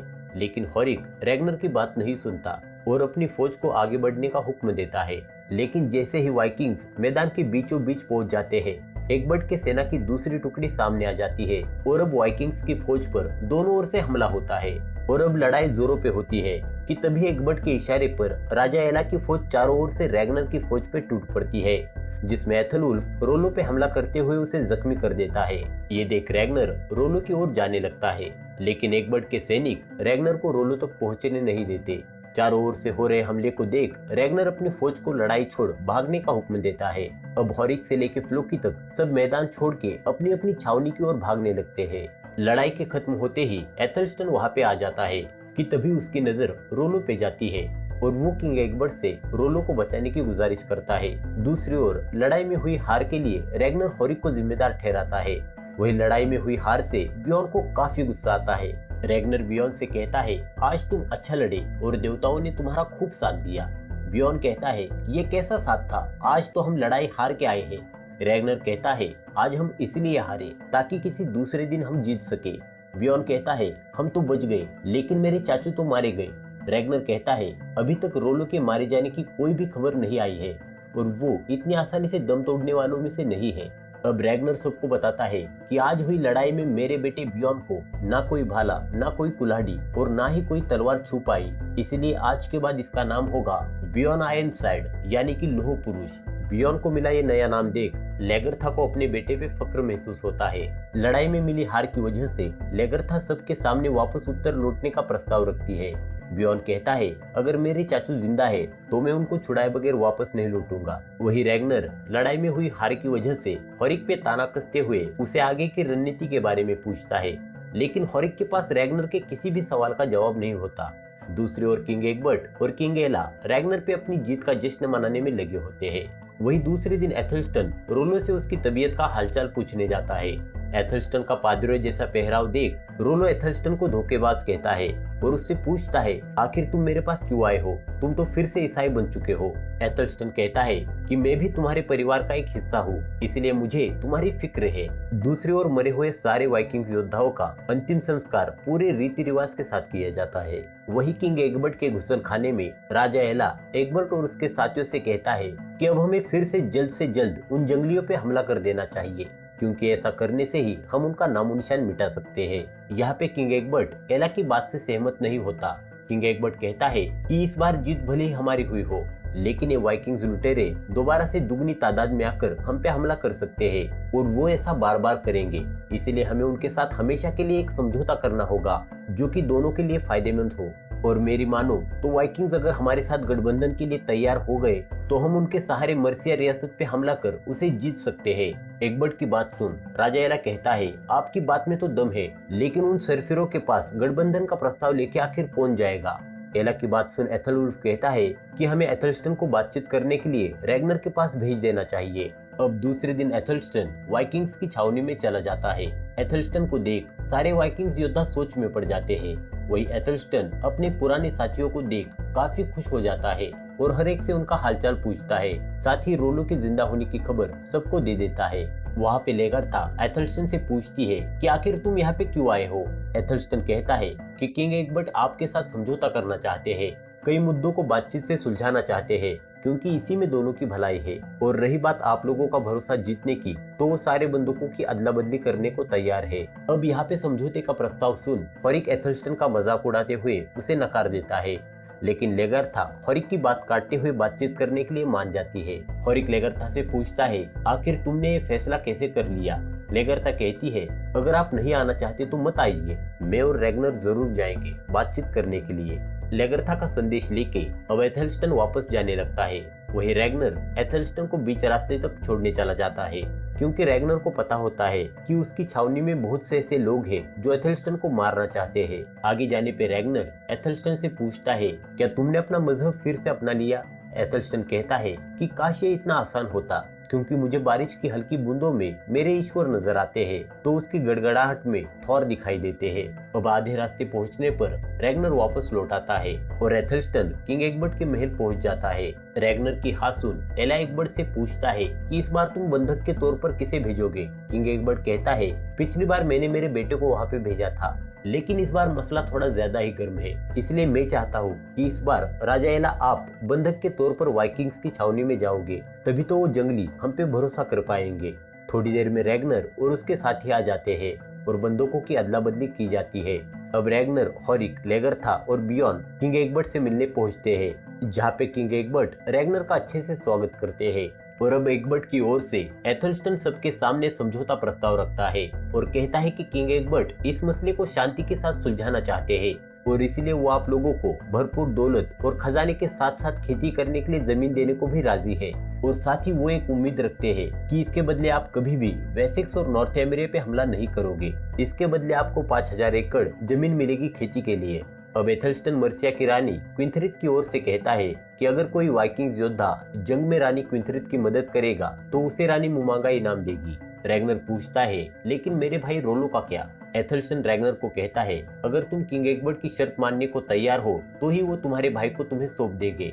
इसके बदले तुम्हें राजा एला को रिहा करना होगा। रैग्नर और लेगरथा एग्बर्ट की शर्त मान लेते हैं और अब रोलो को रैग्नर को सौंपा जाता है और रैग्नर राजा एला को आजाद कर देता है। वही रैग्नर एथलस्टन को उसके साथ फिर से वापस चलने की गुजारिश करता है। अब यहाँ से सीन शिफ्ट होता है कैटेगेट में, जहाँ पे पोरून तलवारबाजी सीख रही होती है कि तभी वहाँ पे एस्लॉग आ जाती है और पोरून को गुलामी से आजाद करते हुए उसे उसकी जिंदगी खुल के जीने की इजाजत दे देती है। वही वो पोरून को तोहफे के तौर पर कुछ नए कपड़े देती है। अब पोरून उन कपड़ों को पहनकर अपने एक आजाद जिंदगी की नई शुरुआत करती है। दूसरी ओर एथलस्टन के रैग्नर के साथ जाने की वजह से एग्बर्ट मायूस हो जाता है, लेकिन अगले ही पल एग्बर्ट उन वाइकिंग्स योद्धाओं का स्वागत करने जाता है जो कि मर्सिया के खिलाफ जंग में उसका साथ देने आए होते हैं। वहाँ पे तगड़े वाइकिंग्स योद्धाओं को देख क्विंथरिथ काफी खुश हो जाती है। उधर रैग्नर अपने साथियों के साथ कैटेगेट पहुंच जाता है और अब रोलो का इलाज शुरू होता है और उसकी पैर की टूटी हड्डी को फिर से जोड़ा जाता है। वही हॉरिक फ्लोकी के पास जाके उसे भड़काने की कोशिश करता है और उससे कहता है कि मुझे पता है कि ये रैग्नर तुम्हारी कदर नहीं करता, लेकिन मैं तुम्हारी काफी कदर करता हूँ क्योंकि हम दोनों के ख्यालात एक जैसे हैं। इसलिए मैं तुमसे जैसा कहता हूँ वैसा अगर तुमने किया तो इसमें हम दोनों का ही फायदा होगा। और इसी सीन के साथ यहाँ पे ये एपिसोड खत्म होता है। Hey what's up guys, welcome back once again. तो आज मैं वाइकिंग सीजन 2 के लास्ट एपिसोड को एक्सप्लेन करने वाला हूँ एंड आई होप कि आपने इस सीजन के बाकी एपिसोड को भी देखा होगा। और अगर आपने उन वीडियोस को नहीं देखा तो उसका लिंक आपको डिस्क्रिप्शन में मिल जाएगा, आप वहां से भी उन वीडियोस को चेकआउट कर सकते हैं। So without wasting your time चलते हैं इस एपिसोड की ओर। एपिसोड की शुरुआत में हम हेल्गा को देखते हैं जो कि फ्लोकी के आने की खबर सुन उससे मिलने अपनी बेटी के साथ कैटेगेट आ जाती है। अपनी बच्ची को देख फ्लोकी काफी खुश हो जाता है। हेल्गा फ्लोकी से कहती है कि हम अपनी बेटी का क्या नाम रखेंगे। अब फ्लोकी अपनी बेटी का नाम आंग्रबोदा रखता है जो कि लोकी की पहली बीवी का नाम था। और अगले ही पल फ्लोकी हेल्गा को कैटेगेट से वापस उसके घर जाने को कहता है। फ्लोकी का अजीब बर्ताव देख हेल्गा वापस लौट जाती है। उधर बादशाह हॉरिक का पूरा परिवार कैटेगेट आ जाता है, जिसे देखकर हॉरिक काफी खुश हो जाता है। वही रैग्नर भी हॉरिक के परिवार का स्वागत करने एस्लॉग के साथ आ जाता है। और अब बादशाह हॉरिक अपने पूरे परिवार को रैग्नर के परिवार से मिलाते हुए जश्न का ऐलान करता है। वही हॉरिक की बीवी जो कि खुद एक ढाल योद्धा होती है, वो लेगरथा से मिल उसकी तारीफ करती है। वही फ्लोकी हॉरिक से मिल उससे पूछता है कि आप मुझ पर कोई तो जिम्मेदारी सौंपने वाले थे ना। हॉरिक कहता है, मैं तुम पे जिम्मेदारी तो सौंपने वाला हूँ, लेकिन मुझे अभी भी तुम्हारी वफादारी पे शक है। हॉरिक की बात सुन फ्लोकी सोच में पड़ जाता है।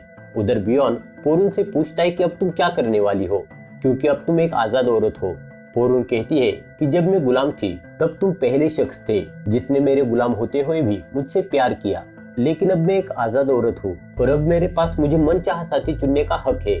इतना कहकर पोरून वहाँ से चली जाती है।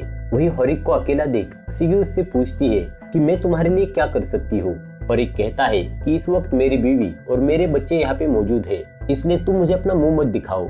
वही नशे में धुत फ्लोकी एथलस्टन से कहता है कि आखिर तुम यहाँ पे वापस क्यों आए हो, तुमने तो हमारे देवताओं को धोखा दिया था। लेकिन यहाँ पे एथलस्टन फ्लोकी के किसी भी सवाल का जवाब दिए बगैर वहाँ से चला जाता है। थोड़ी देर बाद फ्लोकी को अकेला देख हॉरिक कहता है कि मैंने तुम पे खामखाई शक किया, तुम तो भरोसे के लायक हो, लेकिन तुम्हें इसका सबूत देना होगा। फ्लोकी कहता है, कैसा सबूत? हॉरिक कहता है कि तुम्हें किसी ऐसे शख्स को जान से मारना होगा जो कि रैग्नर के काफी करीब हो। अब यहाँ पे हॉरिक अपना जाल बुन रहा होता है कि कब मौका मिले और वो कब रैग्नर को मार दे, इसलिए वो हर वक्त रैग्नर और उसके साथियों पे नजर बनाए होता है। दूसरे दिन हॉरिक फ्लोकी से पूछता है कि तुमने कुछ फैसला किया या नहीं। फ्लोकी कहता है, हाँ मैंने सोच लिया है कि मुझे किसे मारना है। अब वहाँ से फ्लोकी जंगल में जाके कुछ जड़ी बूटियों को इकट्ठा करता है। वही बियॉन रैग्नर और हॉरिक से कहता है अगली गर्मियों में जल्द से जल्द वेसेक्स जाकर हमें एग्बर्ट से जमीन लेनी चाहिए और उस जमीन को अपने लोगों में खेती के लिए बांट देना चाहिए। हॉरिक कहता है लेकिन जो लोग खेती करना नहीं चाहते वो क्या करेंगे? बियॉन कहता है कि वो लोग मर्सिया के खिलाफ लड़ाई में रानी क्विंटरिथ का साथ देंगे। हॉरिक कहता है तुम्हारी बात तो सही है, लेकिन मैं अभी भी उस कमीने एग्बर्ट पर पूरा भरोसा नहीं कर पा रहा। अब हॉरिक इस मसले पे लेगरथा से उसकी राय पूछता है। लेगरथा कहती है कि हमें एक मौका एग्बर्ट को देना चाहिए और जो लोग खेती करना चाहते हैं वो जरूर करें, लेकिन हमें अभी भी पश्चिम में मौजूद दूसरे देशों में जाके खजाने की लूटपाट करनी चाहिए।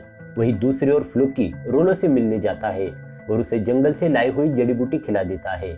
और अब शाम के वक्त खाने की मेज पर फ्लोकी रैग्नर के बेटे उबा को अपने पास बुलाते हुए उसके पास एक जड़ी बूटी देते हुए उसे टॉर्स्टिन को देने को कहता है और साथ ही उसे सख्त हिदायत देता है कि वो ये बात किसी को ना कहे। अब उबा उस जड़ी बूटी को टॉर्स्टिन को दे देता है और टॉर्स्टिन भी उसे खा लेता है। थोड़ी देर बाद हम देखते हैं कि टॉर्स्टिन की मौत हो जाती है। टॉर्स्टिन की हालत देख बियॉन को काफी गुस्सा आता है। फ्लोकी बियॉन को दिलासा देता है कि वो कुछ भी करके टॉर्स्टिन के खूनी को ढूंढ निकालेगा। वही अब हॉरिक टॉर्स्टिन को मरा हुआ देख समझ जाता है कि अब फ्लोकी पूरी तरीके से उसके साथ है। अब हॉरिक फ्लोकी से अकेले में मिलने चला जाता है और उससे कहता है कि तुमने टॉर्स्टिन को मार के मेरा भरोसा जीत लिया है। फ्लोकी कहता है कि अब हम आगे क्या करने वाले हैं। हॉरिक कहता है कि हम रैग्नर के परिवार का नामो निशान मिटा देंगे, किसी को नहीं छोड़ेंगे और हम कल पूरी ताकत के साथ रैग्नर का सफाया कर देंगे। दूसरे दिन हम बियॉन और पोरून को देखते हैं। बियॉन पोरून से कहता है कि आखिर तुम मुझसे क्या चाहती हो? पोरून कहती है इज्जत और भरोसा। बियॉन कहता है तो मैं तुम्हारा भरोसा जीतने के लिए क्या कर सकता हूँ? पोरून कहती है इसके लिए तुम्हें मुझसे लड़ाई करनी होगी। और अब वो दोनों जंगल में चले जाते हैं, जहाँ पे पोरून बियॉन के साथ हाथापाई शुरू कर देती है। थोड़ी देर बाद दोनों शांत हो जाते हैं और वहाँ पे पोरून बियॉन से अपने प्यार का इजहार कर देती है। वही फ्लोकी मौके की तलाश में बियॉन पर नजर रख रहा होता है। उधर रोलो अपने पैरों पर खड़ा होने की कोशिश करता है, लेकिन वो इसमें नाकामयाब हो जाता है। रोलो को लड़खड़ाता देख सिगी उसे सहारा देती है और उसका हौसला बढ़ाती है। रोलो सिगी से पूछता है कि आखिर तुम मेरे लिए इतना कुछ क्यों कर रही हो? सिगी कहती है कि किसी दिन तो तुम मेरे काम आओगे, इसलिए मैं तुम्हारी मदद कर रही हूँ। थोड़ी देर बाद हॉरिक सिगी से मिलता है और उससे रैग्नर की कमजोरी के बारे में पूछने लगता है। सिगी उसे बताती है कि रैग्नर की सिर्फ एक ही कमजोरी है और वो है उसके छोटे बच्चे। हॉरिक सिगी को एक काम देते हुए कहता है रात होते ही तुम रैग्नर के मुख्य भवन जाना और उसके छोटे बेटों को मार देना, और अगर तुमने ऐसा किया तो इसके बदले मैं तुमसे शादी कर लूंगा और तुम फिर से अपनी वही महारानियों और ऐशो आराम वाली जिंदगी जीना। और अब वो सिगी को एक छुरा देते हुए वहाँ से चला जाता है। अब हॉरिक अपने बेटे को एक शाही तलवार देते हुए उसे कहता है कि आज हमें मिलके रैग्नर के साम्राज्य को खत्म कर देना है, क्योंकि उसकी वजह से हमारा वजूद खतरे में आ चुका है। इसलिए आज हम किसी को भी जिंदा नहीं छोड़ेंगे, क्योंकि अगर उसके खानदान में से एक भी शख्स जिंदा रह गया तो किसी न किसी दिन अपना फना जरूर उठाएगा और हमें कुचल देगा। दूसरी ओर रैग्नर एथलस्टन से ईसाइयों की प्रार्थना सीखने लगता है। वही बादशाह हॉरिक के सिपाही कैटेगेट के तट पे पहुंच जाते हैं। वही सिगी रैग्नर के बच्चों को अपने साथ ले जाती है। उधर हॉरिक की बीवी गुनहेल्ड लड़ाई की पूरी तैयारी कर लेती है और अब शाम होते ही हॉरिक और उसके सिपाही छुपते हुए कैटेगेट में घुस जाते हैं और रैग्नर के सैनिकों पे हमला कर देते हैं। हमले की खबर लगते ही रैग्नर के जाबाज हॉरिक की फौज पे टूट पड़ते हैं। दूसरी ओर लेगरथा गुनहेल्ड के काफिले पे टूट पड़ती है और अब दोनों में लड़ाई शुरू हो जाती है, जिसमें लेगरथा गुनहेल्ड को मार देती है। वही रैग्नर के कुछ बाशिंदे हॉरिक के पूरे परिवार को खत्म कर देते हैं। उधर हॉरिक रैग्नर के मुख्य भवन उसे मारने के लिए पहुंच जाता है। तब उसके सामने टॉर्स्टिन आ जाता है। हॉरिक कुछ समझ पाता कि उतने में अचानक से रैग्नर के साथी हॉरिक के सैनिकों को मार देते हैं और अब हॉरिक के सामने सारी सच्चाई आ जाती है और वो समझ जाता है कि ये सब खेल रैग्नर का है और उसी ने फ्लोकी और सिगी को उसके पास उसके मंसूबे जानने के लिए भेजा था। अब यहाँ पे हॉरिक रैग्नर से अपने बेटे को ना मारने की गुजारिश करता है और अब एक एक कर सारे मिलके हॉरिक पर तगड़े वार कर देते हैं और आखिर में रैग्नर काफी बुरी तरीके से हॉरिक की जान ले लेता है। वही बियॉन को हॉरिक के कमरे में एक जाबाज बादशाह की तलवार मिलती है, जिसे बियॉन अपने पास रख लेता है और इसी सीन के साथ यहाँ पे एपिसोड और सीजन 2 खत्म हो जाता है। तो दोस्तों, आपको ये पूरा एपिसोड और ये सीजन 2 कैसा लगा प्लीज मुझे कमेंट करके जरूर बताना। और अगर आप इस सीरीज के 3rd सीजन को देखना चाहते हो तो प्लीज इस चैनल को सब्सक्राइब जरूर करना। सो अब मिलते हैं इसके नेक्स्ट सीजन के साथ। इसी बीच मैं मेरे चैनल पे कुछ मूवीज की सीरीज लेके आने वाला हूँ, so please support me guys. Thank you for watching this video. Good bye.